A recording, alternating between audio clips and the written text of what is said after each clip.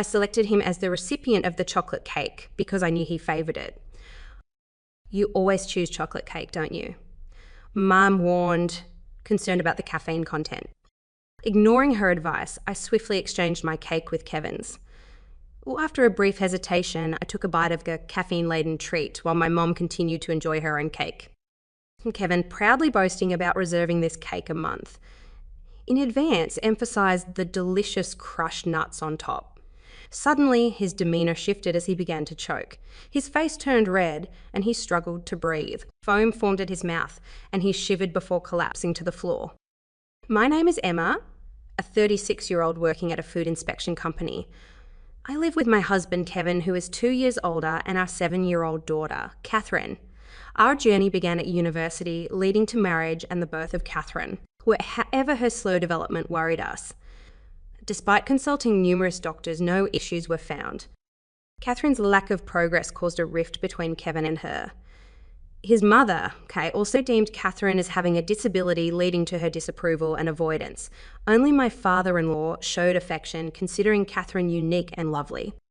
Before marriage, Kevin was kind, but his attitude changed with Catherine's challenges. His frequent bouts of anger, expressed through loud noises and table banging, stressed me to the point of health issues. Menstrual irregularities, eventually leading to menopause, prevented us from having more children. As Catherine entered school, her slow speech led to suggestions of a special needs class, an idea Kevin vehemently opposed. Despite my belief that it would be a better fit for her, I couldn't propose it due to Kevin and Kay's objections. Work offered solace from the home environment. When offered a full-time position, Kevin hesitated, insisting on my continued commitment to housework. Reluctantly, I agreed. However, Kevin's solution was to have his critical mother, Kay, take over household duties. After my father-in-law's sudden death, Kevin and Kay's behaviour at the funeral raised suspicions. Despite Catherine losing her only ally, Kevin spent more time at his parents' house. When I fell ill and asked for help, he refused, opting to stay away for a week. As my health improved, I received a job promotion, bringing both joy and the weight of added responsibilities in the midst of my challenging home life. I discussed the situation with Kevin, and as anticipated, he insisted that I should manage the household chores properly. To add insult to injury, he gave me a mocking look and questioned whether I could handle the title of a section chief, claiming it was equivalent to his position. Kevin abruptly left the table and headed to the bedroom. The next day, Kay visited our house and Kevin pointed out the supposed mess, attributing it to my lack of effort in housework. Kay hastily entered, meticulously inspecting everything from the cleanliness of the windows to the folding of the laundry and water stains in the bathroom. She made me redo everything, and Caffeine started engaging in conversation with Kay. Caffeine approached Kay with a serious expression, asking her about the 4 main elements of happiness and inquiring about happy hormones. Surprised by Catherine's rapid-fire questions, Kay appeared bewildered. Catherine continued her passionate explanation about neurotransmitters, leaving Kay increasingly perplexed. Eventually, overwhelmed by Catherine's focus, a worn-out Kay went home. On my birthday, Kevin, returning from a business trip, surprised me by buying a birthday cake. A first since our marriage, this unexpected act puzzled me, as Kevin had never bought anything for Catherine or me before. During dinner, he showered me with overly sweet words, apologising for leaving household chores to me and promising to help more. Well, Kevin's words made me uncomfortable. I didn't want to spoil the moment. After dinner, as I cleared the dishes, Kevin retrieved the cake from the fridge, insisting he would handle it. Although uneasy about his behaviour, I decided to call Catherine to join us. In Catherine's room, she warned me not to eat the cake, expressing urgency in her gaze. Trusting Catherine, I returned to the living room, where she insisted we eat without forks. I realised she had swapped my cake with Kevin's. As we ate, Kevin proudly discussed reserving the cake, and suddenly he began to choke. Kevin collapsed on the floor, showing signs of anaphylactic shock from a buckwheat allergy. Both Kevin and I were allergic to buckwheat, and it was confusing since we were eating cake that shouldn't contain any buckwheat. In a calm voice, Catherine instructed me to call an ambulance. Following her guidance, I hit Kevin's back to help him expel the cake. At the hospital, Kevin's life was saved, and I wondered how Catherine knew something life-threatening would happen. After completing the hospital admission procedures, I returned home. As soon as I arrived, Catherine showed me a candy wrapper she retrieved from the trash. It was a wrapper for cookies made with buckwheat flour, and Corrine explained that it was from the cake box Dad had bought. According to Seren, the seal on the box was half peeled off. And when she checked the kitchen trash, she found a candy wrapper she'd never seen before. Upon researching online, she discovered it contained buckwheat flour. She then reminded me of Catherine's warning mom. If you eat that, you'll die. The realization hit me hard. If not for Caffeine's swift action, I could have been the one eating that potentially harmful cake. The thought of being the one on the hospital bed sent chills down my spine. As fear and suspicion crept in, I considered involving the police. However, Caffeine's words made me reconsider. If Dad was the one who collapsed, informing the police might make me a prime suspect. A feeling of despair overcame me, and Caffeine assured me that she would handle it. She ventured into Kevin's study, defying his strict instructions, and began searching for evidence. To my surprise, Caffeine found a notebook in a drawer that detailed a shocking revelation.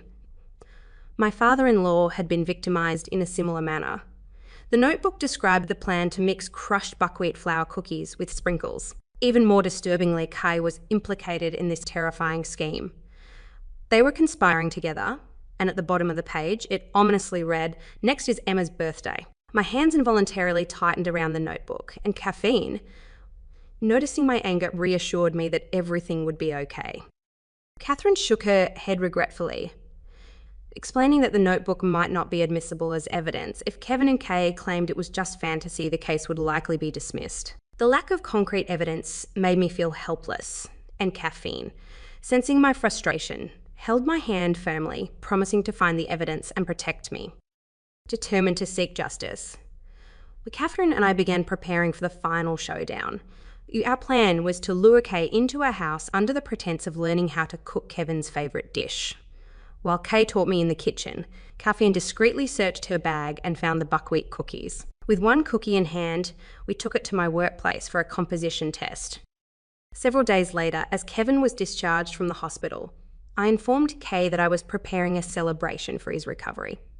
I asked her to pick him up, and while waiting, Catherine and I prepared his favourite dishes, including the potentially tainted cookie. As Kevin and Kay returned, we welcomed them to the table, where the atmosphere quickly shifted. Kevin whispered something to Kay, and they both seemed puzzled. It appeared that our plan was beginning to unfold, and I steeled myself for the confrontation ahead. As she released the fried chicken she held with her chopsticks, she seemed oblivious to the fact that it slipped from her grasp. The tension in the room intensified as Kevin and Kay refrained from touching the food. Deliberately, I engaged Kevin in conversation, inquiring about the seasoning.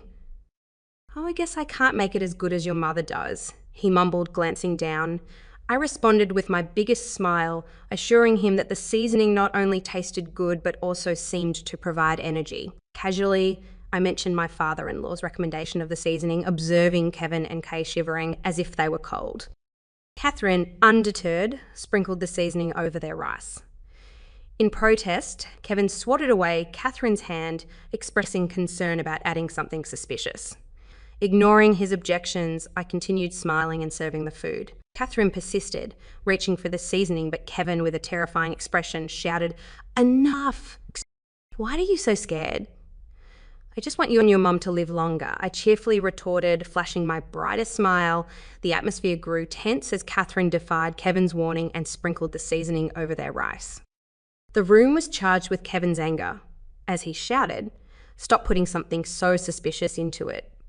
Unfazed, I continued with my smile, drawing attention to his past actions of sprinkling the same seasoning on my cake, leading to his hospitalisation.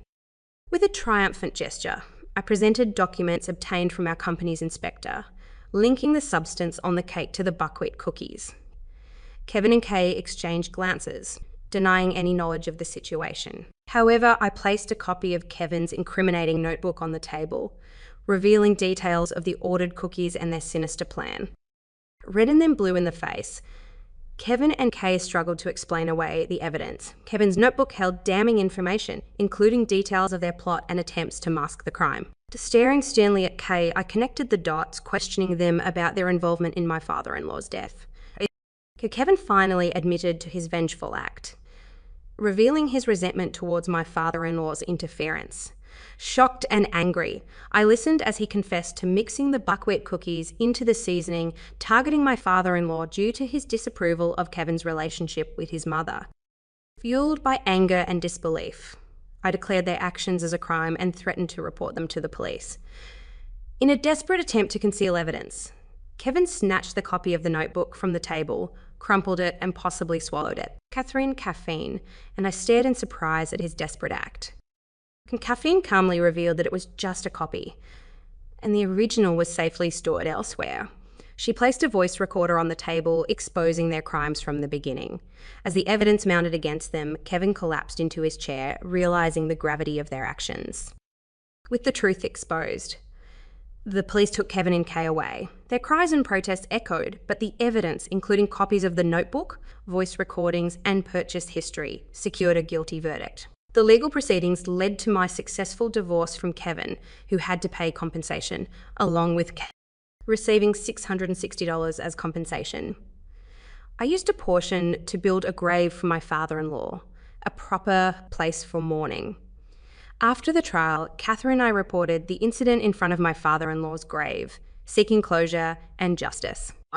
Later, Catherine shared an IQ test result, revealing her score of 135. Surprised and impressed, I learned about her enrollment in a school for gifted children, where she flourished in an environment that allowed her to study what she loved. Our life together became enriching, filled with happiness and improved well-being.